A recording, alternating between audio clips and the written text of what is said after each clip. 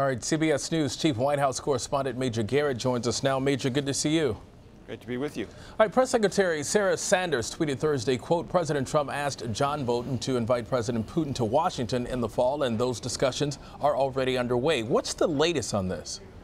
Well, I've asked Sarah via email, is this going to be a summit? Is it a confirmed, extended, formal invitation? Has Vladimir Putin accepted it? No answers back on any of those questions, which are fundamental to whether or not this happens. But clearly, it's now the White House position that it's okay to invite Vladimir Putin here. There's no reason to suspect he won't come.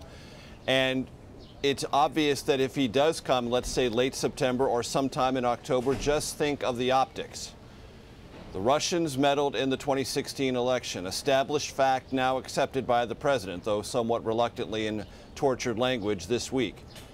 And according to Dan Coates, who you just had a lengthy conversation with our colleague Jeff Pegues about, is still doing things to sow division or confusion or somehow disrupt the 2018 midterm elections.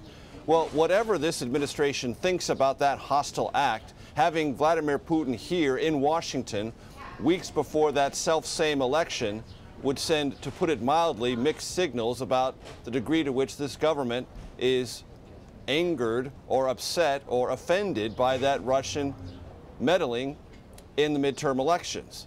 So if this comes to pass, Vladimir Putin will probably, for the second time in this year, have something he would regard as a minor league political triumph.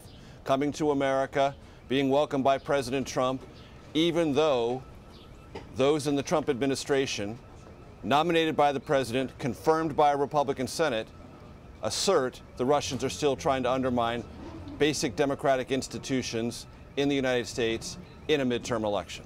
Major, the White House has rejected Putin's offer to allow 12 Russians to come to the U.S. for interrogations on 2016 election meddling in exchange for sending U.S. citizens to Russia to be interrogated for unspecified crimes. Trump had previously called this a, quote, incredible offer. What's going on here?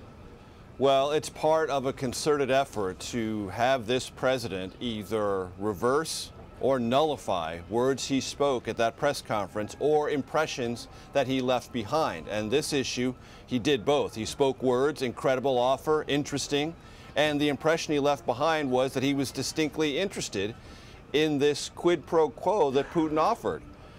A quid pro quo that deeply disturbed the U.S. intelligence community. They have no interest in sharing any information with Russian security services about cybersecurity, forensic evidence on how they prove someone is trying to infiltrate American cyber systems, or anything related to it. And the Justice Department is certainly not interested in having Russians come here to interrogate Americans for imagined or alleged crimes supposed to have occurred in Russia. And that was the deal Putin laid before President Trump.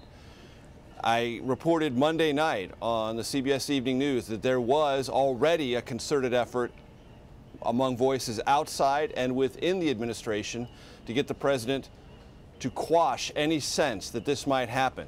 It took 3 days for that to occur, but slowly and steadily, the president was persuaded to put out an official statement. Sarah Sanders' statement puts it out clearly. In an interview that the Secretary of State, Mike Pompeo, conducted today, he reaffirmed that, saying it's simply not going to happen. There will be no cooperation. So this was just yet another example of the dangers that come with winging it going into a summit of this importance. That's what the president did, and there's been a lot of post-winging it cleaning up. All right, CBS News polling shows that 68% of Republicans, as opposed to just 8% of Democrats, approve of the way that President Trump handled the meeting with Putin. What is causing this difference in opinion here? Well, look, it's a cliche to talk about established, hardened partisan differences in our country. That's been true for a very long time. What's interesting, I think, about these numbers is that number, 68%, is comparatively shallow for Republican support of other Trump initiatives. And generally speaking, support for President Trump generically among Republicans runs at near 90%, maybe in the high 80s. So there's somewhere about 20% of that's peeled off.